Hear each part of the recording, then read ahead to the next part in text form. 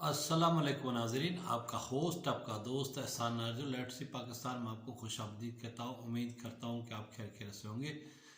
आज के व्लॉग में बढ़ने से पहले आपसे दरख्वास्त है कि मेरे चैनल को सब्सक्राइब करें, वीडियो पसंद आए तो लाइक करें और दोस्तों के साथ शेयर करें। जी हाँ जनाब, आज मैं अपने व्लॉग में डिस्कस करता हूँ कि वज़ीर-ए-आज़म ऑफिस की तरफ से एक एलामिया जारी हुआ है जिसमें ये कहा गया है कि आज army chief general Qamar Javed Bajwa और वज़ीर-ए-आज़म इमरान खान के दरमियान मुलाकात हुई और नए DGI की तकर्री के लिए मुशावरत का ये मुलाकात हिस्सा थी।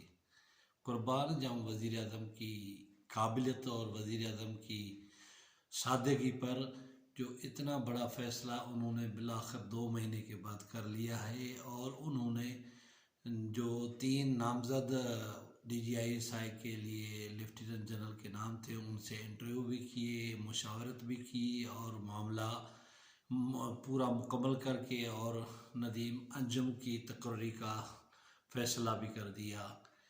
पहले आपको याद होगा कि मैंने व्लॉग रखा था कि इमरान खान से गलती हुई है। 2 महीने के अंदर एक तजस्सुस और हिजानवारी कैफियत के बाद उन्होंने बिलाखिर फ़ैसला कर लिया। मैं तो कहता हूँ कि जो वज़ीर-ए-आज़म ने जो 3 नामज़द लोग थे जिनके इंटरव्यू किए हैं, ये इंटरव्यू ऐसे ही हैं जैसे आजकल सरकारी इदारों में या सूबाई इदारों में जो सरकारी पोस्टें होती हैं या तैनातियाँ होती हैं उनको फिल करने के लिए इंटरव्यू होते हैं सवाई कमीशन के। क्योंकि लोग तो पहले फ़ाइनल होते हैं, लिस्टें पहले फ़ाइनल होती हैं और फार्मलिटी के लिए वो इंटरव्यू होते हैं और बहुत सारे बेजा लोगों को अप्लाई कराया जाता है, उनसे पैसे खर्च कराए जाते हैं और पता चलता है कि उन्हीं लोगों को सिलेक्ट किया जाता है जो सेक्रेटरी की सिफारिश होती है, जो वज़ीर की सिफारिश होती है। और यहाँ तक सुनने में आया है कि ये जो टेस्टिंग सर्विसेज एजेंसीज़ हैं इनके थ्रू जो दरख्वास्तें मंगाई जाती हैं या इनके थ्रू जो रिक्रूटमेंट होती है, तो जब ये टेंडर के लिए बिड के लिए एडमिन डिपार्टमेंट के पास आते हैं, मुतल्लिका वज़ारत का जो डिवीज़न होती है या इदारा होता है उसके पास जाते हैं, तो वो उनको बाइंडिंग करते हैं कि भाई आपने सारा प्रोसेस करना है, लेकिन फाइनल आपने लिस्ट इन बंदों के देनी है जो हमने आपको देनी है। और वो सारा फॉर्मेलिटी के लिए, दिखावे के लिए, एक नहीं दर्जनों में आपको मिसालें दे सकता हूँ। मेरी नज़रों के सामने ऐसे भी लोग पॉइंट हुए हैं जिनका ना इंटरव्यू हुआ और न वो कहीं गए और ऑर्डर उनका हुआ। तो लिहाजा वज़ीर-ए-आज़म ने भी बड़ी मेहनत, बड़ी जाम फशानी के साथ नए DGI का तकर्रर किया, इंटरव्यू किया और उनकी काबिलियत को जांचा। तो क्या जब पहली बार आर्मी चीफ ने उनको नाम भिजवाया था, क्या उन्होंने उसकी अहलियत नहीं देखी थी? क्या उन्होंने उसका टैलेंट नहीं देखा था? ये सारा हज़ीमत को मिटाने के लिए सारा तरीक़ेकार हुआ है। आप देखें कि रोज़ाना वफाकी सेक्रेटरी या सूबाई चीफ सेक्रेटरी या IGs या फिर वज़रा की फ़ौज ज़फ़र मौज जो कमो बेश 100 के करीब है, क्या उनको तैनात करते हुए कभी वज़ीर-ए-आज़म ने उनका इंटरव्यू किया? क्या उनकी काबिलियत देखी? क्या उनका पैमाना देखा? कि उनको सिर्फ ISI के चीफ की तकर्री में काबिलियत देखनी थी और सारा मामला देखना था? बस पाकिस्तान है, यहाँ सियासतदान जो है ना गलती कर बैठते हैं और गलती का खमियाजा आहिस्ता आहिस्ता फिर उनको भुगतना पड़ता है। और जो हमारे यहाँ एक हकीकत है, मुसलमान हकीकत है, पाकिस्तान तो क्या पूरी दुनिया के अंदर जो भी ममालिक हैं, हर मुल्क के अंदर एक इस्टब्लिशमेंट होती है, एक पावर कॉरिडोर होता है जो पूरी चीज़ों को कंट्रोल करता है। तो लिहाजा उसके साथ छेड़छाड़ करना, उनके साथ मामला फहमी को गलत रंग में ले जाना न सिर्फ सियासतदानों के लिए नुकसानदा होता है बल्कि वो मुल्क के लिए होता है। मुल्क की कौमी सलामती का इदारा है ISI, जो अंदरूनी सतह पे और बैरूनी सतह पे मुल्क की सालमियत के लिए काम करता है। उसके इदारे के लिए नामज़द उम्मीदवार और जो जा रहे थे फैज़ हमीद साहब, उनके लिए इस तरह की यानी तरीक़ेकार अपनाना और उनको सियासत अदा करना, अपोजिशन से बढ़कर हुकूमत ने किरदार अदा किया, लिहाजा ऐसी चीज़ों से इज्तनाब किया जाए। वफाकी वज़ीर दाखिला ने आज प्रेस कॉन्फ्रेंस में सबसे पहले यही कहा कि अफवाहों दम तोड़ गई और हुकूमत और फ़ौज एक पेज पे। ये तो हम 1988 से सुनते आ रहे हैं, जब मोहतरमा होती थी शाम को कहती थी कि फ़ौज और हमारे दरमियान में कोई इख्तलाफात नहीं है, और रात को 12 बजे के बाद पता चलता था कि अहले वतन अस्सलाम अलैकुम। और इसी तरह नवाज़ शरीफ की जो 2 बार हुकूमत गई वहाँ भी यही मामलात होते थे, और उनकी रस्मन मुलाकातें भी होती थी और बातें भी होती थी, और ये कहा जाता था कि कौम मुतमन रहे, हमारे साथ मामलात खुश असलूबी से चल रही है, लेकिन अंदर ऐसा नहीं होता था।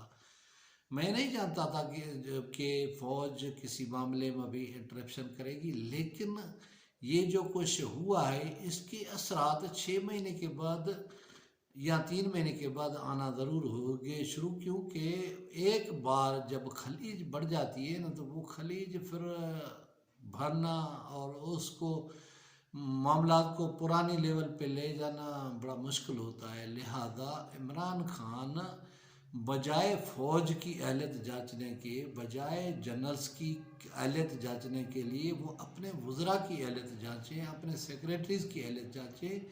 क्या ही ना अच्छा हो कि चेयरमैन नैब या इलेक्शन कमीशन का जो चेयरमैन है, या फिर दीगर जो कॉरपोरेट इदारे हैं, या जो बाकी वफाकी डिवीज़न है, या सूबों के चीफ सेक्रेटरीज हैं, आईजीज हैं, उनकी तैनाती से पहले उनका इंटरव्यू करें और उनकी काबिलियत को देखें। बाकी ये दिखावे के लिए इंटरव्यू करना और मामलात को लिंगरान करना और आगे बढ़ाना, ये एक सा मजाक बन गया है। आप आवाम को रिलीफ दें। वज़ीर आज़म का टाइम कीमती होता है, वो कौम के लिए अमानत होता है। आप ऐसे इंटरव्यू करके और घंटों के घंटों ज़ाया करके कौम को क्या मैसेज देना चाहते हैं? तैनाती तो वो होनी थी नदीम अंजुम की, जो पहली बार आर्मी चीफ ने नाम भेजा था और उसी का नाम फाइनल था और उसी की तैनाती हुई है।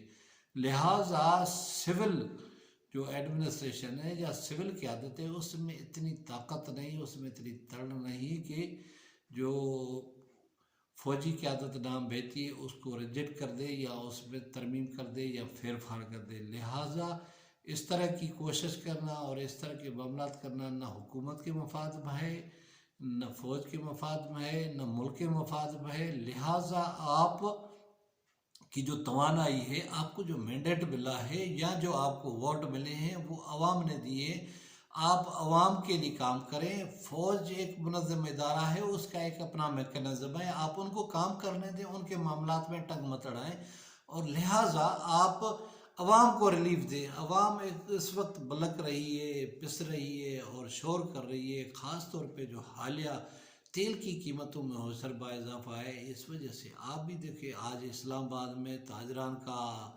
एहतजाज था, जिसकी वजह से हाईवे बंद है और दोनों अतराफ लंबी लंबी कतारें हैं। सफ़र कौन करता है? आम आदमी करता है जो इस्लामाबाद या पिंडी ट्रैवल करता है। अब देखिए कि ये इतनी बड़ी लंबी कतारें हैं, कितना फ्यूल ज़ाया होता है। एक तरफ पेट्रोल की महंगाई है, दूसरी तरफ लोग लंबी लंबी कतारों में घंटों घंटों इंतज़ार करते रहते हैं। आप तहरीक लब्बैक के साथ मामलात खुशफहमी के साथ, खुश असलूबी के साथ हल नहीं कर सकते और आप चलते हैं इंटरव्यू करने के लिए और फ़ौज के मामलात में मुदाखलत करने के लिए। आप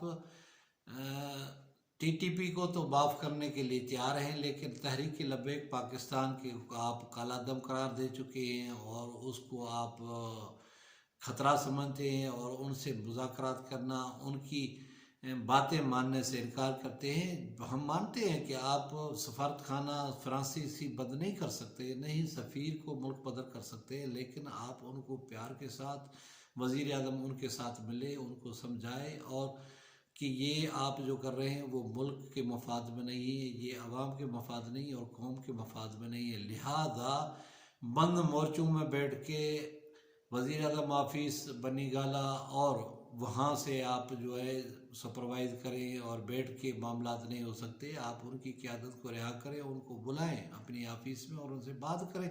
मैं नहीं मानता कि वो बात नहीं करेंगे। अभी तक देखें ना, वो खुदा पेशानी के साथ पेश आ रहे हैं। लिहाजा हुकूमत का फ़र्ज़ बनता है कि वो माँ का दर्जा रखती है, रियासत माँ का दर्जा रखती है और अपने बच्चों को साथ, अपने अवाम के साथ प्यार के साथ पेश आए और उनके मामलात को सही मानों में हल किया जाए। बाकी इस तरह की दोगलापन और दोगला पॉलिसी जो गैरों के लिए ठीक है और अपनों के लिए दुश्मनी वाला उसूल, ये हुकूमत को ज़ेब नहीं देता है। इमरान खान के ऊपर इस वक्त कठिन जिम्मेदारी है कि वो अवाम को रिलीफ दे। इक़्तिदार उनका चौथे साल के आधे हिस्से को भी क्रॉस कर चुका है, लेकिन अवाम को मुँह दिखाने के लिए कल उनके वर्कर, उनके पार्टी रहनुमा कैसे जाएंगे जब आपके पास इतनी भारी भरकम काबीना है और आप आवाम को रिलीफ नहीं दे सकते, तो फिर अगले इलेक्शन के लिए आप वोट कैसे मांगेंगे। लिहाजा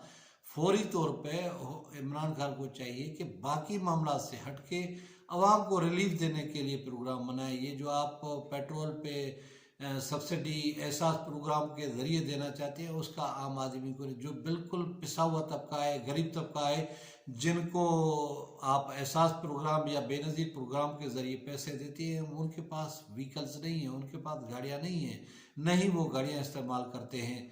लिहाजा सबसे बड़ा मसला ये किसान का है, ताजर का है, ट्रांसपोर्टर का है और सफ़ेद क्लास का है, जो गाड़ी में सफ़र करते हैं और जो ट्रांसपोर्ट जो हमारे मुल्क के अंदर गुड्स आगे पीछे करती है। तो लिहाजा फौरी तौर पर इसका नोटिस लेना चाहिए और अगर आलमी मार्केट में तेल की कीमतें गिर रही हैं तो आवाम को रिलीफ फराहम करें। हम तो सुन रहे हैं कि अब 1 तारीख को मज़ीद 7 रुपये का, 20 रुपये का, 10 रुपये का इजाफा होगा। अगर इस तरह की सूरत हाल रही तो फिर आवाम का जीना बड़ा मुश्किल हो जाएगा और हम सुनते रहेंगे कि वज़ीर आज़म साहब इंटरव्यू कर रहे हैं, आज उसने ISI चीफ का इंटरव्यू किया, कल किसी और का इंटरव्यू करेंगे और लगे रहो मुन्ना भाई, किसी का कोई पुरसान हाल नहीं होगा, आवाम को कोई रिलीफ नहीं मिलेगा। उम्मीद है नाज़रीन आपको आज का मेरा व्लॉग पसंद आया होगा। किसी और व्लॉग, किसी और वीडियो में आपसे मुलाकात होगी। तब तक मुझे दे इजाज़त। खुदा हाफिज़।